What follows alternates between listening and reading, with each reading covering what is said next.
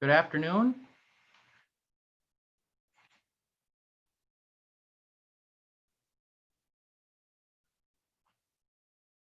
Good afternoon, everybody. My name is Steve Jewell, and I'm with Community Giving, and we're just going to give people a chance to gather in the room here as we get ready for our Community Connections webinar. Today, a conversation with Otto Bremer Trust.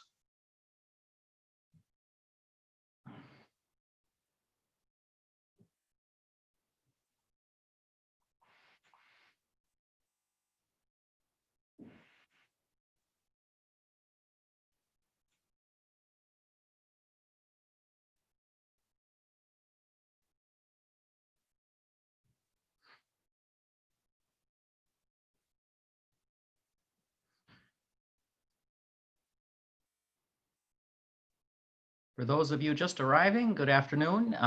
Well, welcome to the Community Connections webinar. Today, a conversation with the Otto Bremer Trust. We're giving people just a few minutes to gather, and then we'll get started.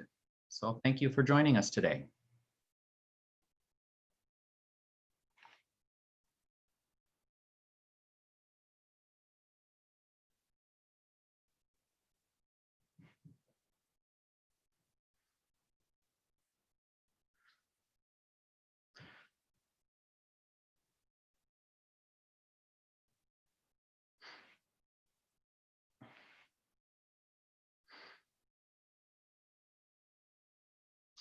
Okay, again, welcome everyone.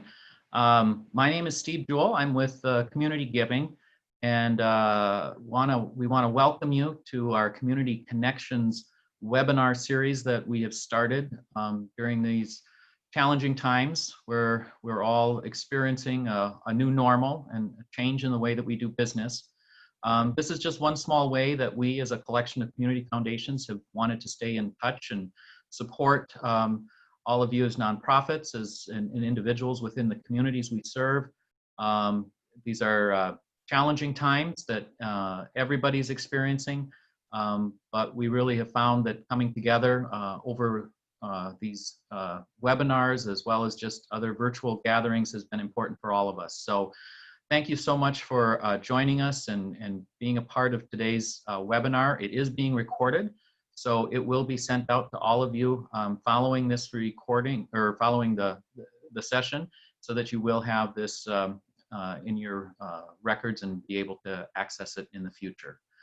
Again, we're giving people a couple minutes to gather, but I think most of the people who have registered have entered the room.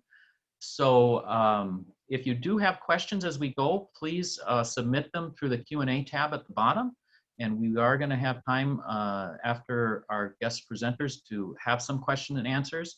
And then at the end, we are going to ask each of the executive directors of the community foundations we serve to give a brief update about what's happening in the local community and the way that the response funds are providing dollars back into the communities.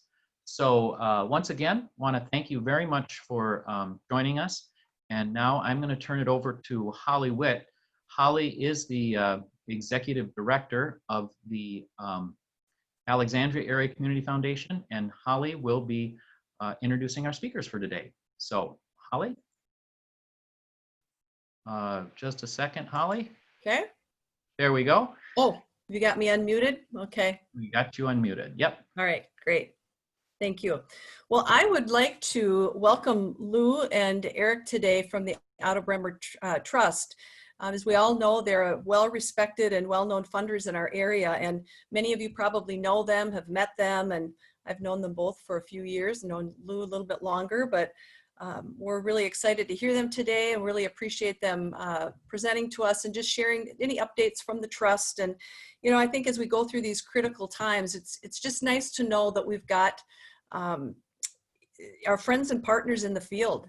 And we're all in this together, and we just appreciate so much the partnership with them and all that they do to help our nonprofits across our state and others. So welcome to Lou and Eric, and I'm going to introduce each one. I'll give you a little bio.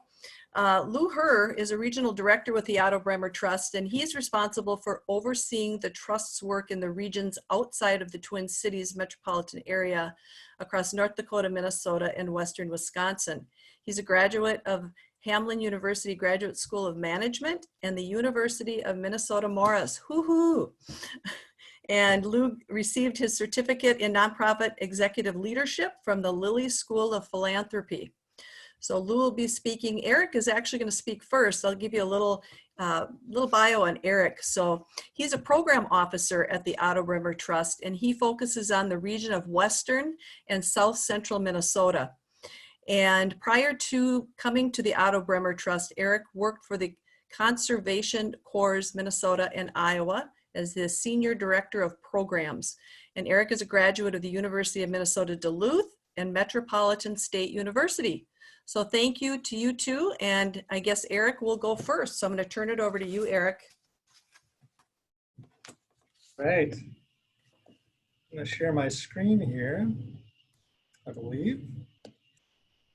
There we go. It is good to see everybody and good to be seen. Thank you for the opportunity to talk with everyone today. We really appreciate it. And I think moreover, we just appreciate all of the work that you all do and that we do collectively to improve the lives of so many people across the region. So thank you all for your work that you do every day, and especially during these challenging times. With that, Lou and I, we thought that maybe a good way to go about talking about the Otto Bremer Trust would be to use our website kind of as a talking point and walk through some of the information that you can find there.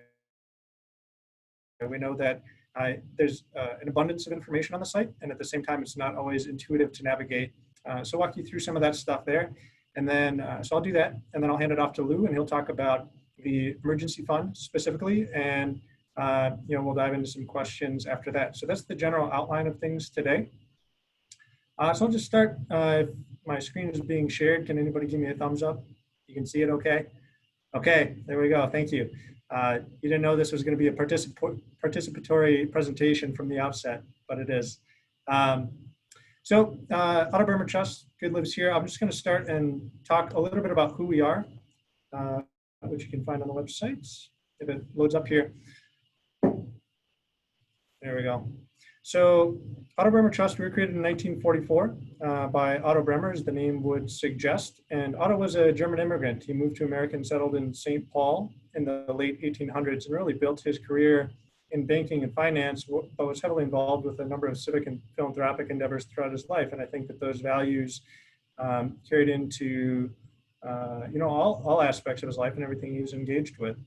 And in 1944, Otto was getting older and didn't have any kids and was thinking about, basically where to secure this small fortune that he'd accumulated in the form of a regional bank, and he put it into a charitable trust. So today, Otto Bremer Trust is the primary shareholder of Bremer Bank, so there's a close relationship between those two.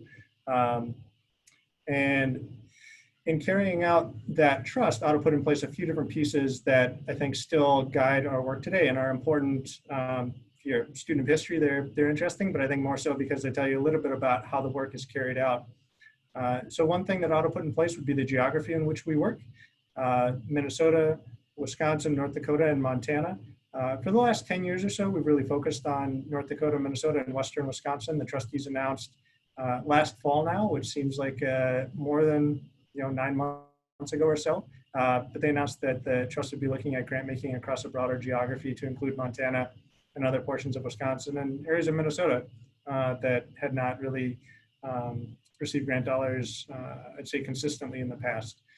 So those regions, to oversee the work of the trust, Otto said there'd be 3 trustees. So we have 3 trustees today, not the same folks from 1944, but all of them are very experienced and have been with the trust for many years. So at the end of the day, every grant request that comes into Otto Bremer Trust lands on their desk and they make a decision on that request. In order to support them, they hire folks like myself, and I'm grateful for that, to assist with the review of proposals and talk with organizations about questions that they might have as they're determining whether or not to put forward a proposal. The third piece that Otto put in place in 1944 was the original trust, and it outlined in a number of paragraphs basically where Otto wanted the dollars to go towards in the future, those charitable dollars. And they really are a reflection of the values of his life. And, you know, it was written in 1944, and so the world has changed in the following decades. And so there's some places where there's more interpretation and some places where it's still a pretty linear connection over the decades. But part of the role of folks like myself and Lou to a lesser degree, but certainly for our trustees, is to interpret, what that trust means in today's world. And just to give you one quick example, in 1944, Otto talked about supporting baby homes and orphanages. We don't necessarily have orphanages today in Minnesota the way that they showed up in 1944, but certainly plenty of programs that support kids and families, particularly those who are struggling in any number of ways. So there's some interpretation that occurs. So that's kind of the history of everything that brings us to today. And again, those 3 points about the geography, the role of the trustees in the grant making side, but then also in their role on the board of Bremer Financial, and then the focus areas of the trust.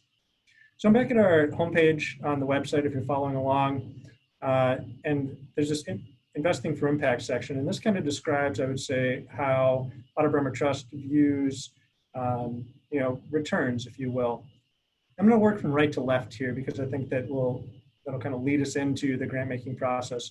So financial return basically is managing the assets of the trust to ensure that the trust is around for a long time and can invest significant dollars back into the community and managing those resources wisely.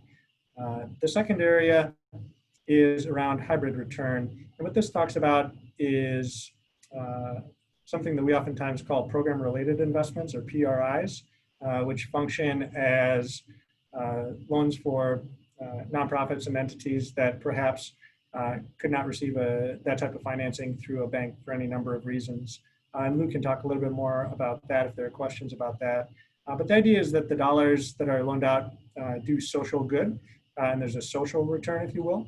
But that the dollars also have a small, kind of interest rate tied to them, so that at least money is not lost in making that capital available. And then the social return. This is the grant making process. So making grants to nonprofit organizations across the upper Midwest. So let's talk about what's entailed there.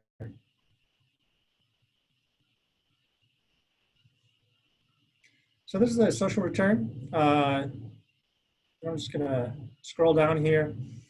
I talked about the paragraphs that the trustees interpret today and the ones that were written by Otto, many decades ago. And we summarize that on our website into 4 areas. We talk about basic needs, community asset building, health and well-being, and then restorative and emergency services. And I'm not going to read through all of these, but what I would say are a couple of things. I think that first thing I would say is that as you're applying, I would not worry about fitting into one of these particular categories. This is just Otto Bremer Trust trying to articulate the breadth of types of grants that are made.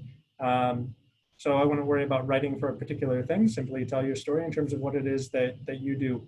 And then the other thing I would say is just to touch on these categories briefly. The basic needs really hits on, these are the food shelves, shelters, basic services for individuals. Community asset building looks at different types of capital within a community: financial, social, cultural. And this is a wide number of things, but looking at the infrastructure, long-term housing programs, but it also includes that human capital in terms of adult education and literacy, all those things that are kind of fundamental ingredients for the assets in our community. And then health and well-being is a broad range of things, including medical, dental, vision, mental health, but then also gets at programs that support youth, seniors, looking at job skills trainings, things like that. And then the restorative and emergency services looks at both the kind of emergency situations, disasters, work of the American Red Cross, for example, but then also other crises that occur whether that's domestic violence or sexual assault or legal aid type programs. So those are kind of the 4 ways in which the trust has been articulated on the website. But again, I wouldn't worry about plugging into one of those exactly. It's just us trying to articulate the work. The next area is where we work. This provides a breakdown of the geographies. Again, I want to, similar to what I'd say about not necessarily worrying about fitting into one of those 4 categories up above, I wouldn't worry about fitting into one of the geographies. This is just really to try to help people understand who should I call. So you can look at the different ones. It gives a little snapshot of the communities and then the contact person at Otto Bremer Trust. In terms of contacting folks at the trust, I would say a couple of things. One, call or email. We want to be accessible. We want to be able to answer questions for folks. And so everybody's email and then direct phone numbers are listed here on the website. And I believe that most folks now are working remotely, but these numbers should forward to their home cell phone numbers, or they'll be checking those voicemails on a regular basis. So if you ever have questions on anything, just please feel free to reach out and contact somebody at Otto Bremer Trust. If you don't know who to contact, just call the main line. And we have a great team here who will help you out with questions, if that's about whether or not to apply, or some technical assistance with submitting a grant application, et cetera. And then this is kind of the nitty-gritty of everything, how to apply for a grant. And there are a number of components here. So I'm just going to walk through this information.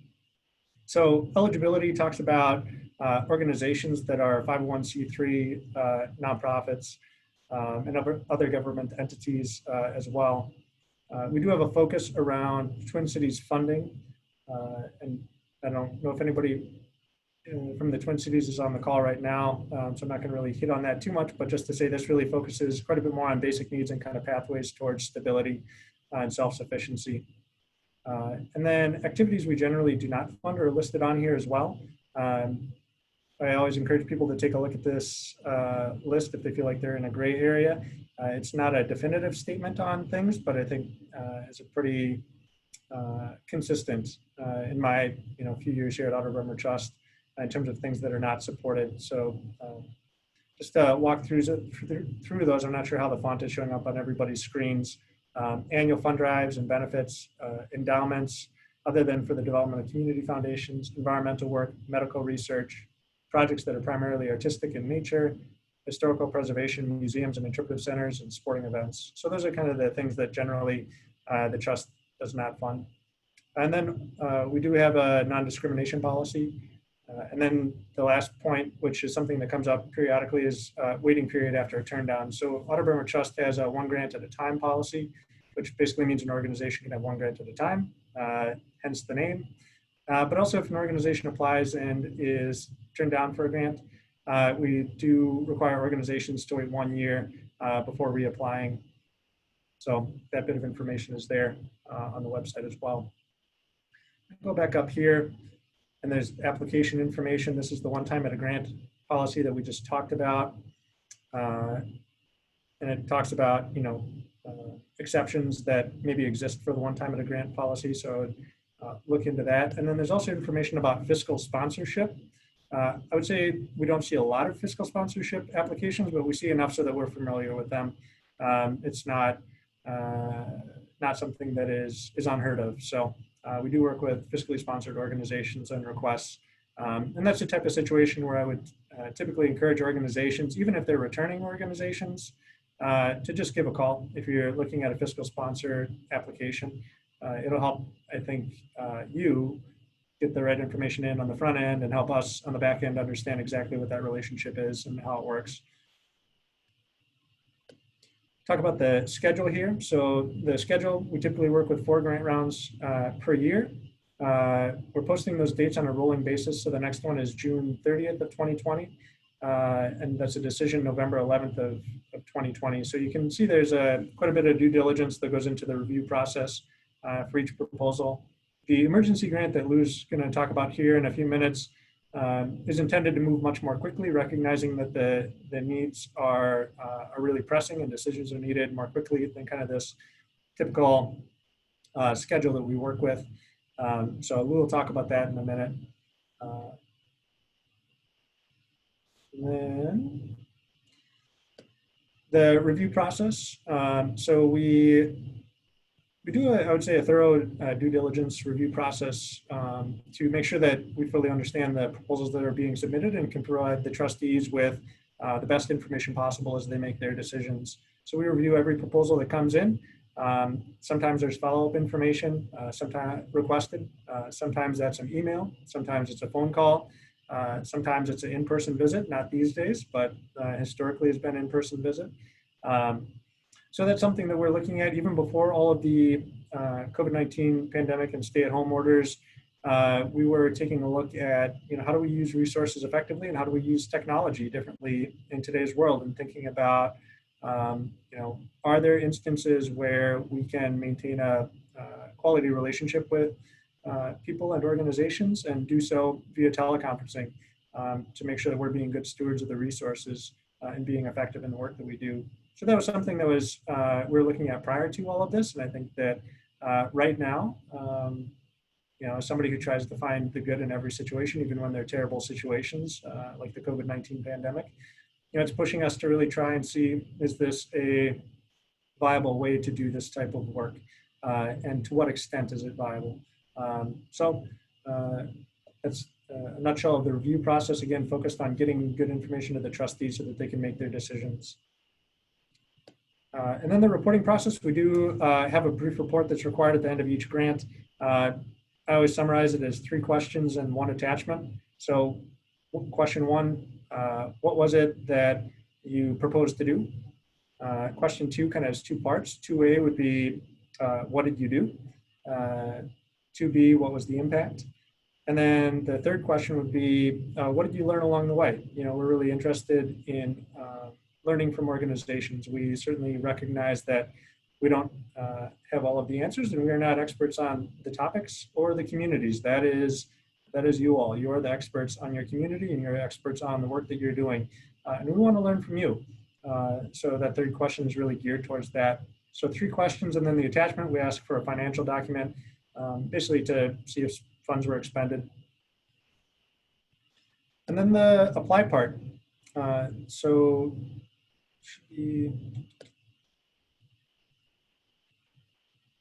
going to actually go back to this page. This is why I wanted to navigate the website.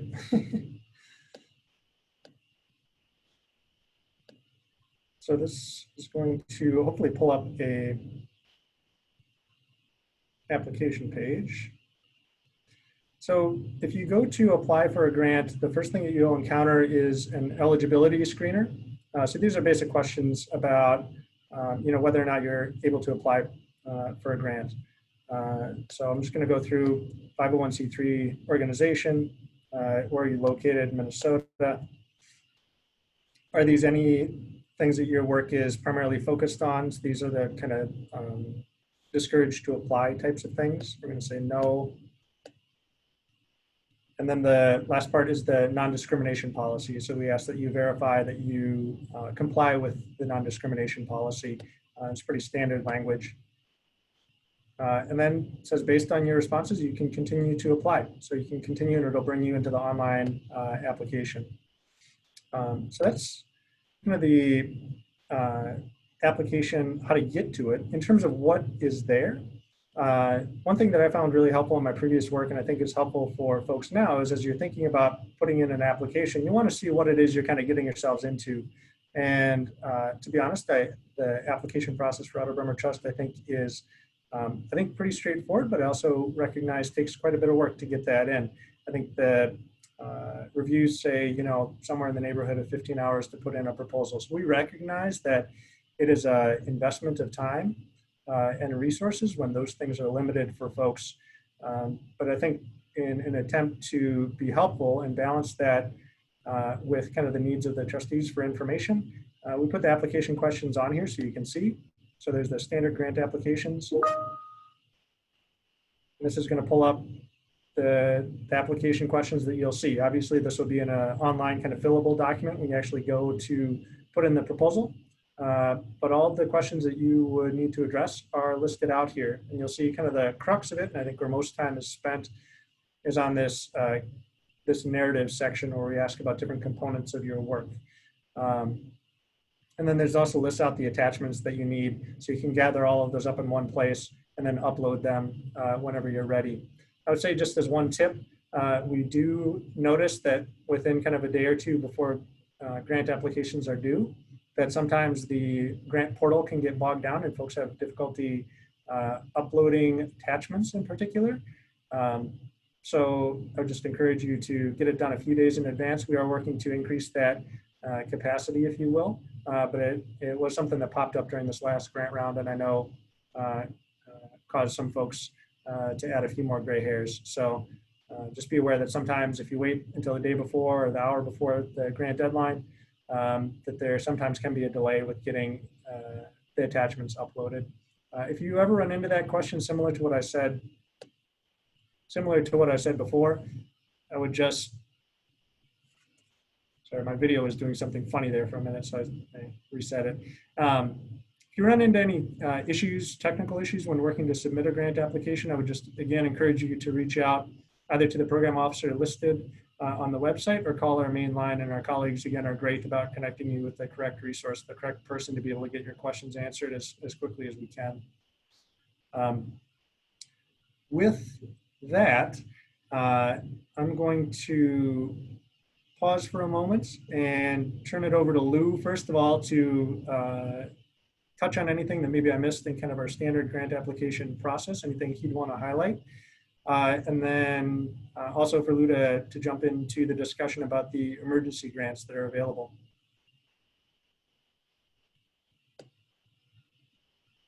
Well, good afternoon. You know that you've been around too long when your bio doesn't talk about where you were previously. So I have been here quite a while, and I've seen some interesting trends since I've been with the trust, but when I started about 15 some plus years ago. But it's an honor to be with you all today. It's also an honor to see familiar names across the screen here on the folks that are participating as well. It's always amazing to me how we can get people together, and this is really a testament of Holly and her folks as well too, how you can get 80 folks together and yet not have to buy any food. So normally we try to entice you all with food, but these are different times and different circumstances. I want to give you all 4 words that I want to relate to you at this point. And I think as the world gets uncertain, as our industry gets more complicated, as survival becomes part of our everyday work, I want to give you 4 words that I think we want to try to embody as a foundation. And that is consistency, flexibility, accessibility, and last of all, responsive. We're very fortunate to have worked for a foundation that I think has embodied those values over at least the time that I've been with the trust, and I would even say in the 75 years that the trust has been around. In today's world, consistency is needed from funders like us more than any other time, I think. And so we want to assure folks that our grant making continues.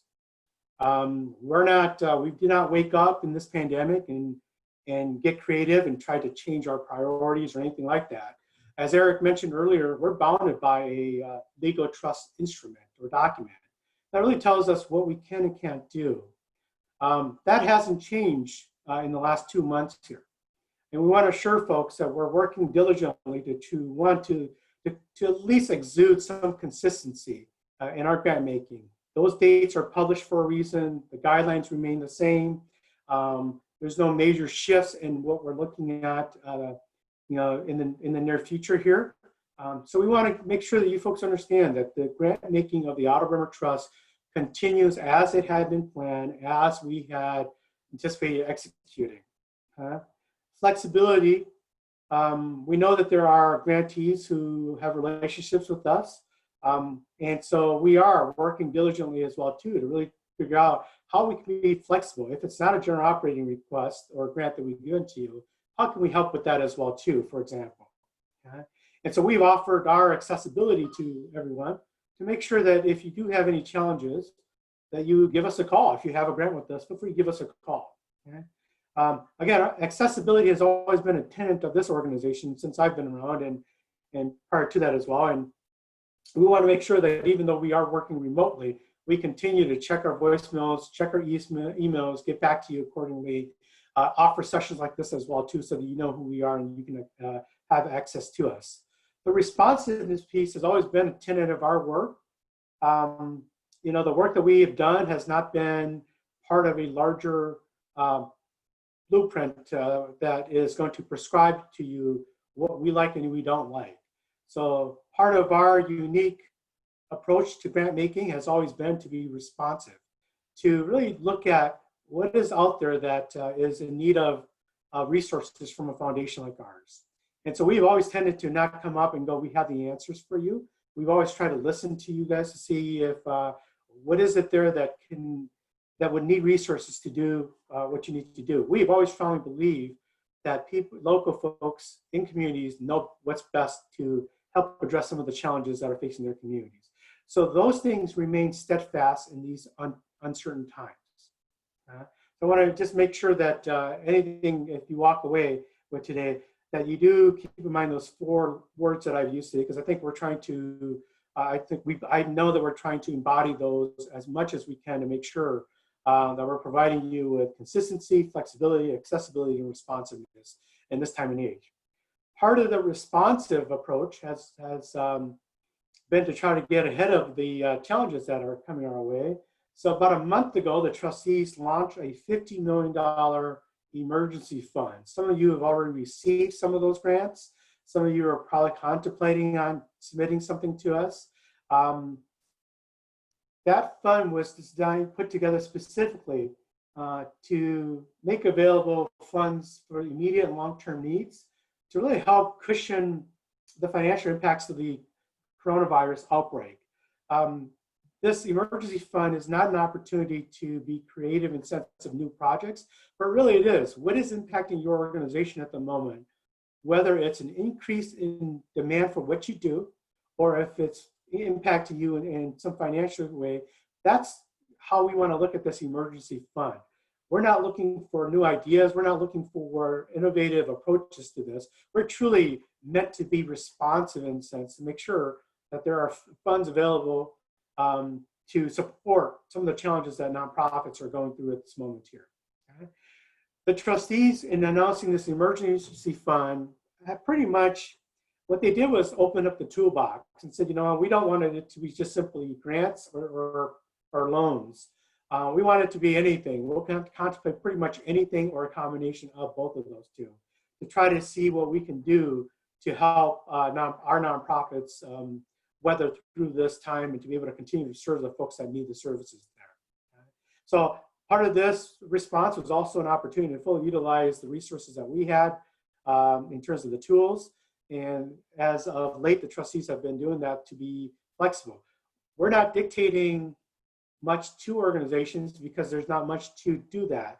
We're trying to be very deliberate and very broad so that we are actually hearing from organizations in an authentic and an organic way, so that you can bring forward to us what is impacting your organization and let the trustees actually deliberate that and then ask you for more information to make their decisions. Okay? So that's been about a month. I know that some of the first initial checks have already gone out. So I know that the trustees are moving on this pretty quick. The trustees are directly involved with this process. So that helps move our processing much quicker than it would be in our normal sense. Okay? We do allow for organizations to continue with their normal grant making with us if they have a relationship with us, in addition to getting an emergency fund. So there is no disqualifier for that. The only, we do have a one-time on a grant policy, but that only applies to our normal grant making, does not apply to the emergency fund. So you're welcome to submit a request for the emergency fund to deal with immediate needs. You're welcome to continue to pursue or manage current grants through our normal responsive grant making process as well. To that end, I think that that's where we want to be helpful. I know that we've seen a variety of different requests come to the trustees, and I know that they are moving quickly to make that to have a quick turnaround. Within literally a week to a week and a half or so, the trustees have received and made decisions on these emergency funds. So they've been moving pretty quick on this request here as well, on these requests. That's pretty much it on that end there. If you have any contemplation, what we would encourage you to do is put together an initial inquiry. The Bremer Emergency Fund is designed to not only be responsive and quick, it's also designed to be pretty simplistic. It's a two-step process. The first step is to put an initial inquiry, so much of what we would normally know in our field as a letter of inquiry. That allows the trustees to see whether or not this is something that they would like to see further in a larger form. Beyond that, then it's an application. I believe it's the 3 or 4 additional questions that are asked to get clarification on that. You can ask for both grants or loans or a combination of both.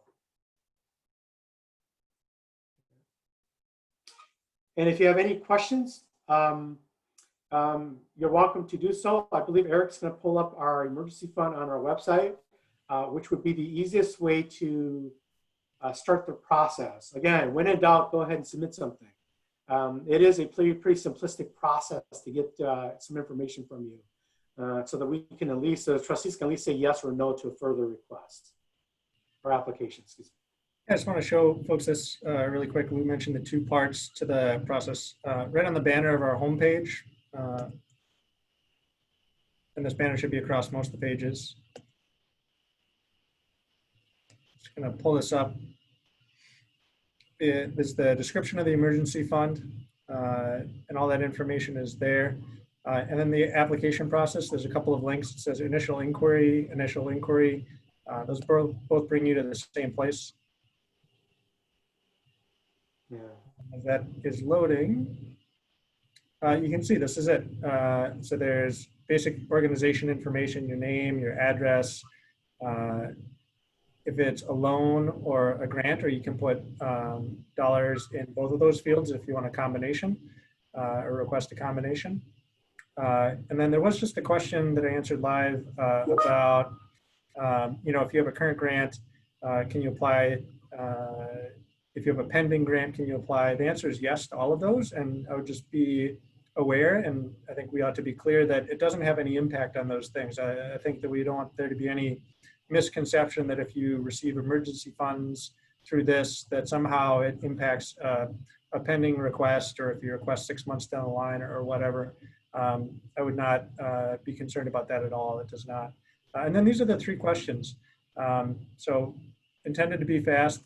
Recognizing that everybody is stretched in ways that we would not have thought about 6 months ago, and everybody is busy, and the thought of filling out another grant application right now maybe seems to the perception sometimes of foundations requesting a ton of information. We don't want to do that, and at the same time recognize that there has to be a balance that the trustees need certain information in order to make a decision. So we really went with the bare bones in terms of what types of information would be needed for this initial inquiry. And if more information is needed after that, then we'd follow up, and there'd be that second part to the process. But this is really it. There's the information about your organization, and then these 3 questions here. Yeah. So just a quick guidance on the emergency fund. It's purely meant to be responsive in that sense. And, I think this is the opportunity to really be authentic and organic in your request. It's not an opportunity to come off and try to give us words that you think we might want to hear. The trustees did truly want to hear what was going on in the world. And part of it being vague and part of it being broad was to allow organizations to come forward and say, this is what's impacting us right now as a result of the pandemic. Give you an example. We're now having to serve more meals than we did a month ago. Might have to have done it differently. There are organizations that are now providing childcare that didn't provide as much childcare before, for example. And so it's not anything that we're looking for. It's really trying to understand exactly the impact of nonprofits and our service providers in this time, in circumstances. The return, the response is much quicker than our normal grant round.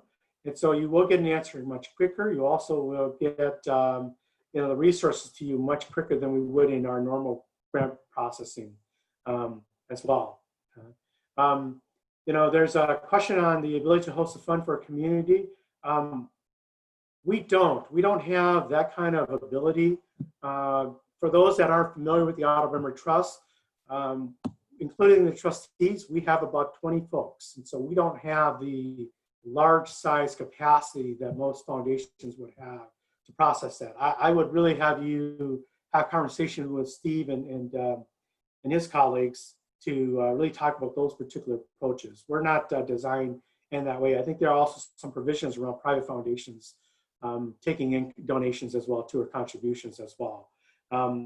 What I think the question really leads to is an understanding that at this time and age, it's going to take all of us, all resources to be deployed, all different approaches to really help us all get through this time and age as well. So we can go ahead and continue to do what we do good as an organization, as organizations, but at the same time as well to survive and thrive long after as well.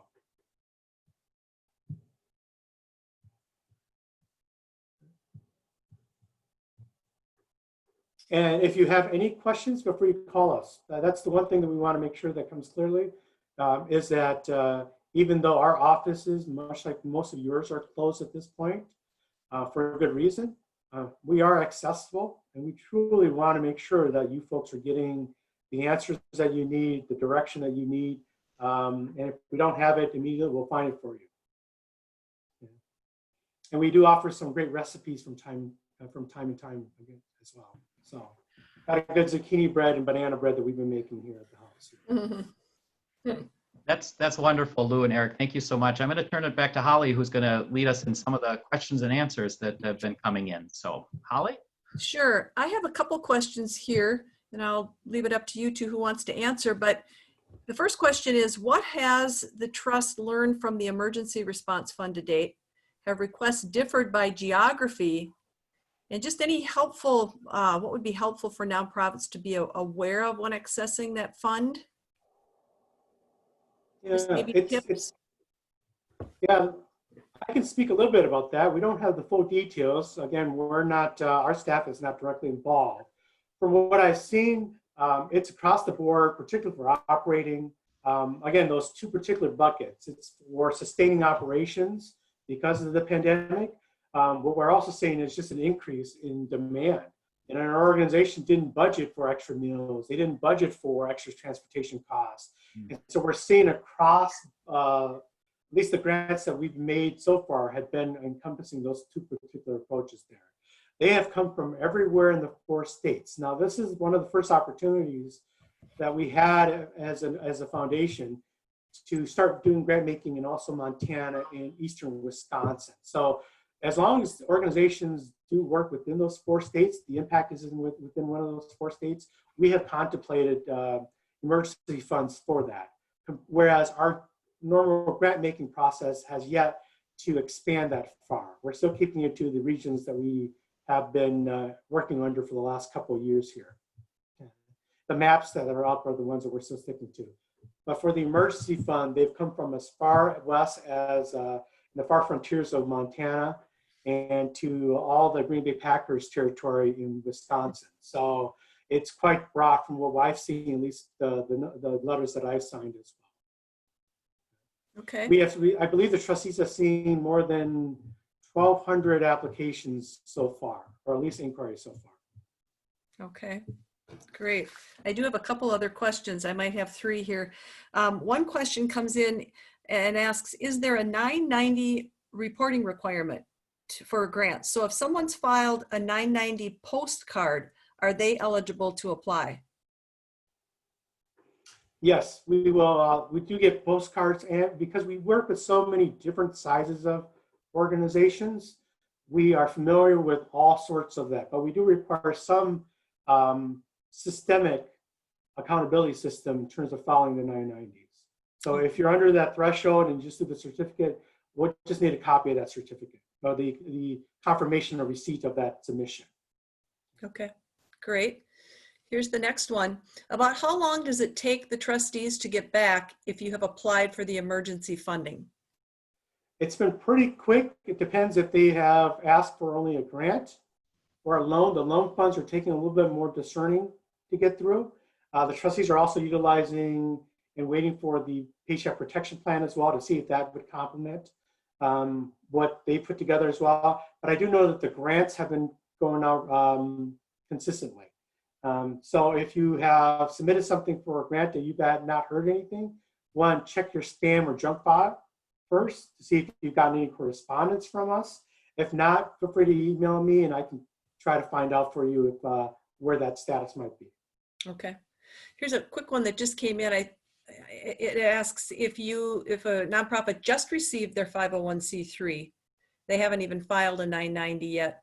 As long as they have the 501c3 status, they can apply, correct?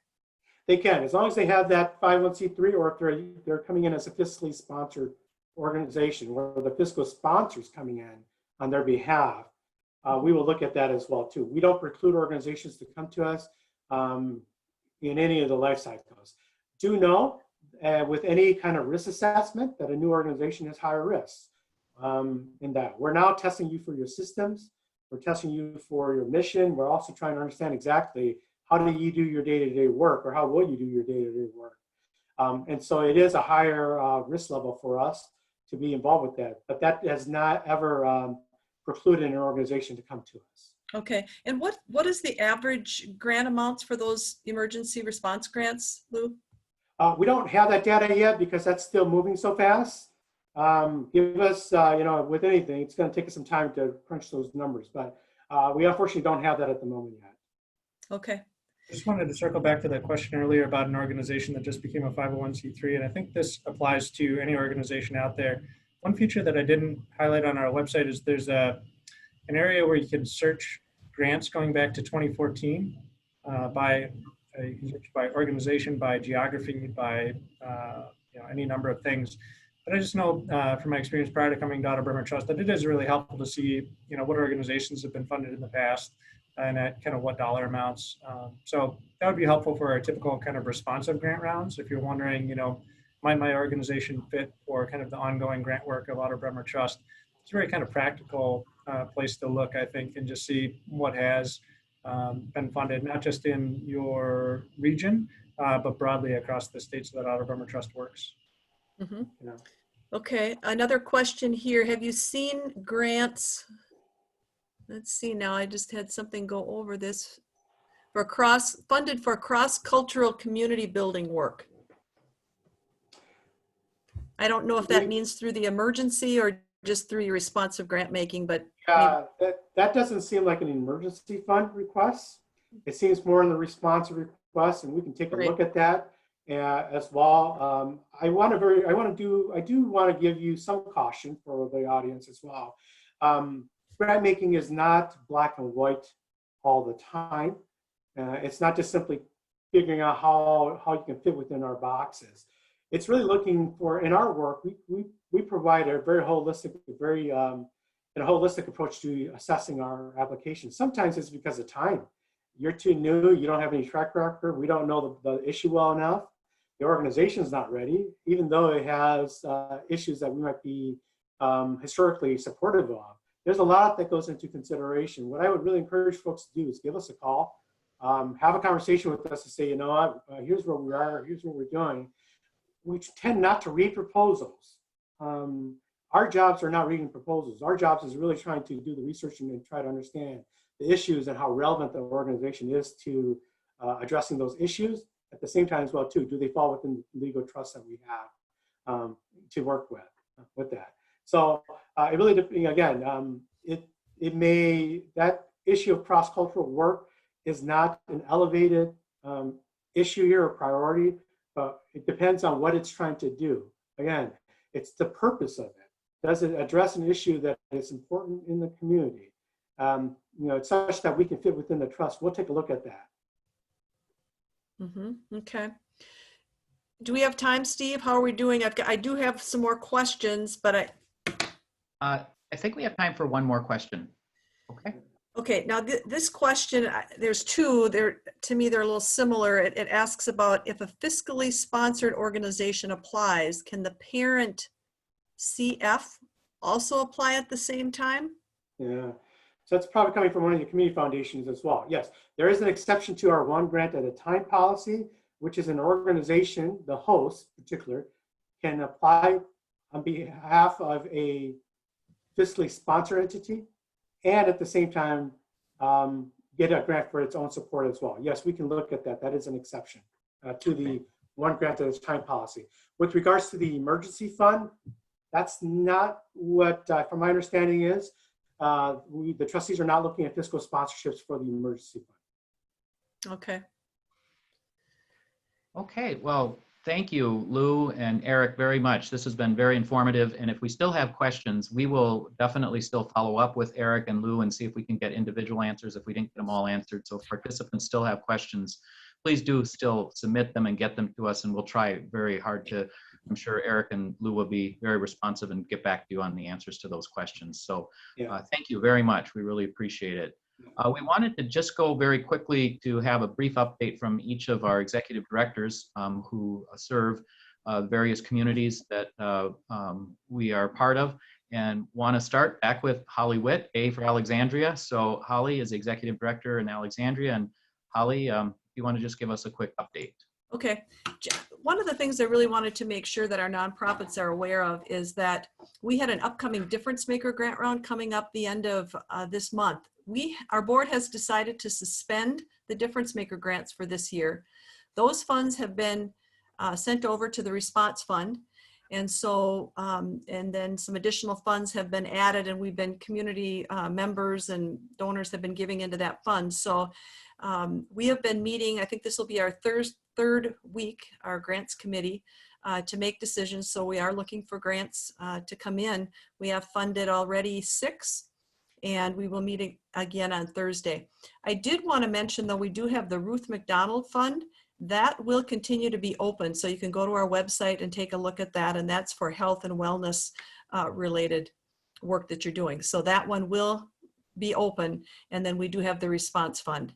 So I just encourage nonprofits to go to our website, take a look at those. You can feel free to give me a call if you have any questions on those. And I think with that, I'm going to turn it over. I'm not sure who's next. Sarah? We have Terry Foster with the Brainerd Lakes Area Community Foundation. Okay, thank you. Hello, as Steve mentioned, I'm Terry Foster with BLACF, standing in for Carl, who is on another call right now. We have, of course, suspended our grant round and diverted all of our available funds also to the Brainerd Lakes Area Response Fund. And so far to date, we have made about 8 grants totaling about $50,000 to support COVID-19 pandemic related issues around food, emergency daycare, housing, financial assistance, and mental health.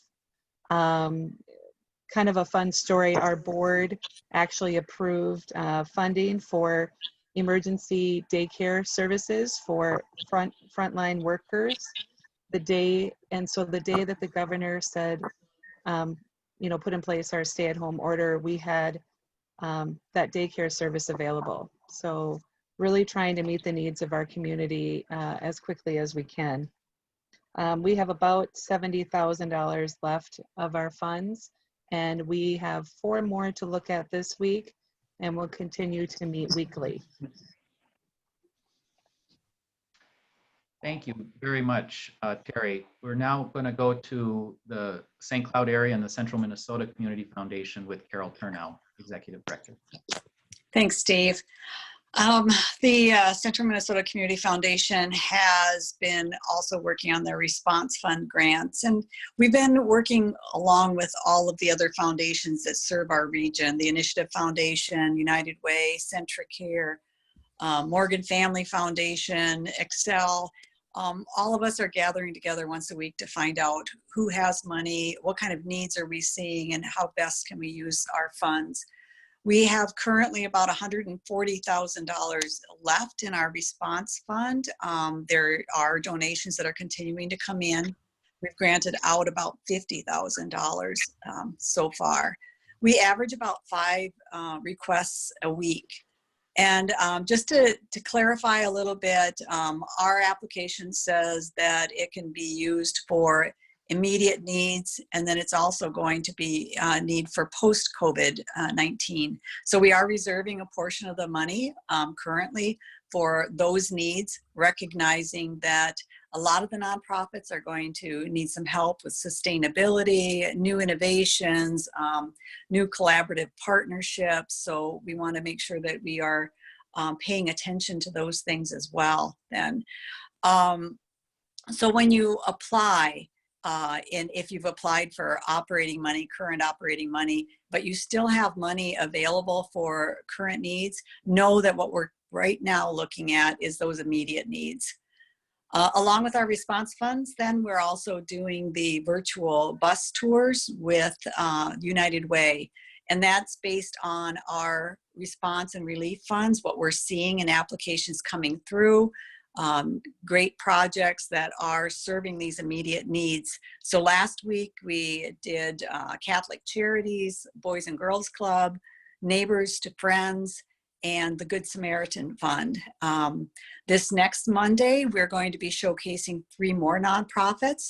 They are the Central Minnesota Mental Health Center, the Islamic Center, and Too Much Talent. So that's Monday at 4 o'clock. You can ask for an invitation. If you haven't already received one, we'd be happy to have you join us. We had about 100 people join us last week. So please join us as well, and know that we're doing our best to keep our donors informed about what the needs are and what the options are for them to give, recognizing that you all are seeking funding and have lost a great deal during this time as money's diverted towards the this particular disaster. Thanks.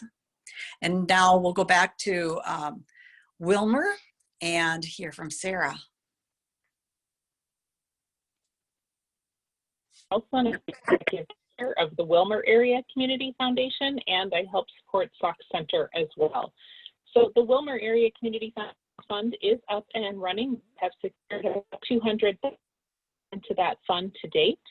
And over the last 3 weeks of grant making, we have invested $2,000 to our focus, as our sister foundations are in the initial period, on an immediate to start with, like neediness service funding, mental health access, emergency child sustainability, food security, housing security, some other innovation programs to fill gaps for our most vulnerable. We have reserved some funds for that recovery period, and also that to the whole idea of how do we do work differently post-pandemic. We do weekly grant reviews, and all of it is available on our community giving website on our COVID-19 tab there at the top. So you can access any of our funds looking at that tab. The Wilmer Area Community Foundation also continues to lead our community team. So we have been coordinating fabric mask making into tier 2, 3, and 4 settings, working on vulnerable population feeding supplies, young kids feeding supplies, social media, positive messages of hope into a community in support of mental health. So that's relatively busy. In Sox Center, we have $dollars available. Begun the review process for applications. So if you live in that area or serve in that, ready for applications at any time now. Each reserving fund for the recovery. I think that caps off everything from my end, so I'll send it back to my colleague Steve to update our Carver County partner. Thank you, Sarah. And I know, Sarah, during your presentation, it cut in and out just a little bit. So if people didn't quite catch it, the thing I want to stress is that this is really We want to be accessible and open, just as Lou had talked about. So feel free to just email Sarah if you didn't catch something, or from any of our speakers, and we're more than happy to get back to you either by phone or via email or even Zoom if you'd like to. So I'm just going to very briefly touch on the Community Foundation for Carver County. That's a new partner that we work with. Their dollars are limited, and but they did have $22,000 to give away here just a week or two ago, and gave out about 4 or 5 grants to a number of nonprofits to help them on the front lines addressing issues in Carver County, in particular people who are falling through the cracks and are needing some support. We'd like to do more there, and we do have some additional dollars, so another grant round will be held there within the next week or two, and all the information on those dollars that are available can be found on the website, which the others have mentioned, at Community Giving /COVID-19. So all that information is available. Please check it out. And again, feel free to always email any of us individually, and we're happy to share. We want to thank our speakers. Really, Lou, Eric, thank you so much for stepping forward and the good work that Otto Bremer Trust is doing in our region. We truly appreciate that support. It is making a difference. I love the consistency, flexibility, accessibility, and being responsive. I think those are things we all can strive to live up to. And I want to thank the executive directors for their good work and that they're doing, leading their foundations and having impact in their local communities. Again, our resources are on the web, and we invite your feedback, info@communitygiving.org, ideas or thoughts of other topics which we could bring to you and talk about and discuss.